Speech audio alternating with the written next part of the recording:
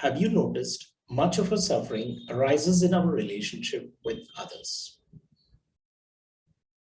The good news is that much of our relationship suffering is unnecessary and can be prevented by nurturing a loving relationship with ourselves. Let me tell you a story. A friend of mine met his partner in college, and after 15 years of marriage, he still loved her dearly. He hated to admit this to himself, but she was also starting to drive him crazy. She was terribly insecure and constantly needed him to reassure her of his love and affection. Wasn't sticking around for 15 years enough? If he didn't tell her, I love you, every day, she would start to worry. And if a few days went by, she got into a proper sulk. He felt controlled by her need for reassurance and resented the fact that she didn't honor his own need to express himself authentically. Their relationship was starting to suffer. To have the type of close connected relationships we really want with others, we first need to feel close and be connected to ourselves. By being supportive towards ourselves in times of struggle, we gain the emotional resources needed to care for our significant others. When we meet our own needs for love and acceptance, we can place fewer demands on our partners, allowing them to be more fully themselves. Cultivating self-compassion is far from being selfish. It gives us the resilience we need to build and sustain happy and healthy relationships. Over time, my friend's partner was able to see how her constant need for reassurance from her husband was driving him away.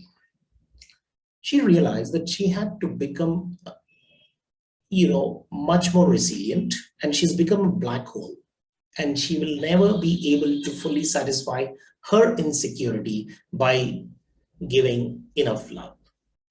It would never be enough. I recommended that she start a practice of journaling at night to give herself the love and affection she craved. She could write the type of tender words to herself that she was hoping to hear from him every day. Like, for example, I love you, I won't ever leave you, and so on. I asked her to read what she had written first thing in the morning and let it soak in. She began giving herself the reassurance she was desperately seeking from her husband and just let him off the hook. It wasn't quite as nice, she had to admit, but she liked the fact that she wasn't so dependent. As the pressure eased, her husband started to be more naturally expressive in their relationship, and they became closer. The more secure she felt in her own self-acceptance, the more she was able to accept herself. Ironically, by meeting her own needs, she became less self-focused and started to feel an independence that was new and delicious. Emotions are contagious, and it is especially true in intimate relationships. If you're irritated with your partner, but try to hide it, for instance, your partner will often pick up on your irritation. There is this capacity of emotional resonance that makes this possible. Like, for example, you might have noticed that if you're trying to hide a mistake from your parent or your teacher, you would have often seen that they magically seem to pick up those emotions as if they could read your mind.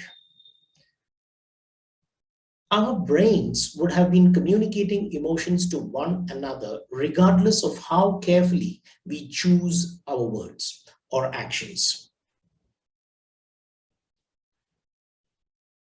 Let me tell you. For instance, your partner may say, "Are you angry at me?" Even if you deny, your partner will feel the irritation. It will affect his mood, leading to an irritated tone of voice. You feel this in turn and become even more irritated, and your response will have a harsher, tougher tone. And it continues that way. This is because in social interactions, there can be a downward spiral of negative emotions. When one person has a negative attitude, the other person becomes even more negative, and it continues. This means that other people are partly responsible for our state of mind, but we are also partly responsible for their state of mind. The good news is that emotional contagion, as I would call it, gives us more power than we realize to change the emotional tenor of our relationships. Practicing self-compassion can interrupt a downward spiral and start an upward spiral instead.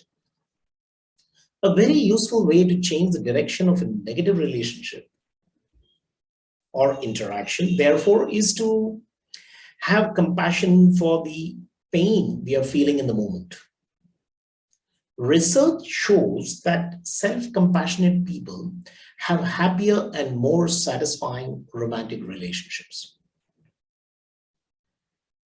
In one study, for instance, individuals with higher levels of self-compassion were described by their partners as being more accepting and non-judgmental than those who lacked self-compassion.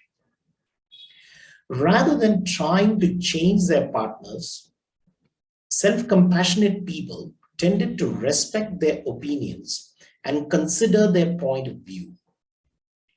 They were also described as being more caring, connected, affectionate, intimate, and willing to talk over relationship problems than those who lacked self-compassion. At the same time, self-compassionate people were described as giving their partners more freedom and autonomy. They tended to encourage their partners to make their own decisions and to follow their own interests. In contrast, people who lacked self-compassion were described as being more critical and controlling of their partners. They were also described as being more self-centered, inflexibly wanting everything their own way. If you are interested in the practice of self-compassion to not just improve the quality of your relationship, but bring more happiness to your life as a whole, I run a 6-week program that would energize your life through self-compassion. If you're interested to know more, message me to set up a free 20-minute 1:1 consultation. And it is not going to be all motivational talk, but a structured and scientific method that would help you in your self-care. Looking forward to hear from you.